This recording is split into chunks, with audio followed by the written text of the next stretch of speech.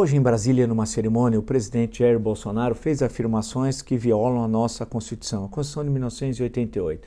Em certo momento da sua fala sobre um programa que ele estava falando sobre de acolhida aos venezuelanos que vieram ao Brasil fugindo da ditadura Maduro, ele disse que as Forças Armadas é que decidem se haverá ou não liberdade e democracia. Isso é um verdadeiro absurdo, porque isso não está no artigo 142 e nenhum artigo da Constituição.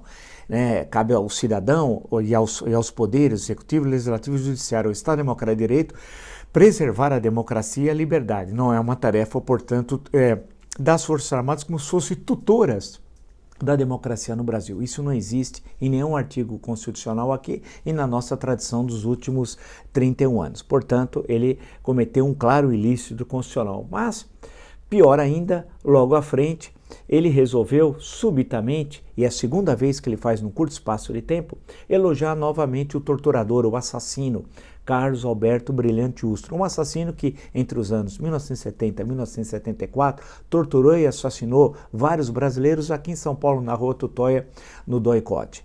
Esse assassino foi novamente homenageado pelo presidente da República, violando claramente o artigo 5º, inciso 3 da Constituição, e violando o artigo 1º, inciso 3, e violando a Lei 9.455 de 1997, no caso da lei que trata especificamente sobre os crimes de tortura que podiam ser aplicados, inclusive, sob a fala do presidente da República. Ele diz o seguinte, de acordo com o jornal O Estado de São Paulo.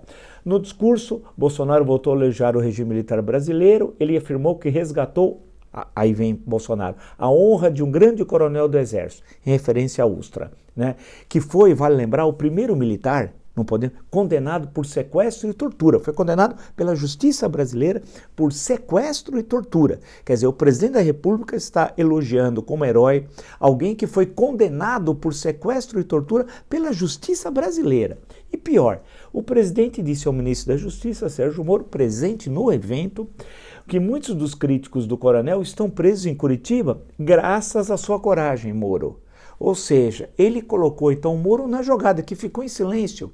Quer dizer, conivente, portanto, ele como ministro da Justiça, com um elogio de que ele, Moro, seria partícipe do combate àqueles que mostraram quem era Carlos Alberto Brilhante Ustra, um assassino, um covarde, um torturador, que foi condenado pela justiça brasileira por sequestro e tortura. Ou seja, Moro foi conivente e partícipe, pelo silêncio, da fala de Jair Bolsonaro. Como é possível termos um ministro da Justiça que é conivente com tortura, com assassinato, com a violação da Constituição, da dignidade da pessoa humana?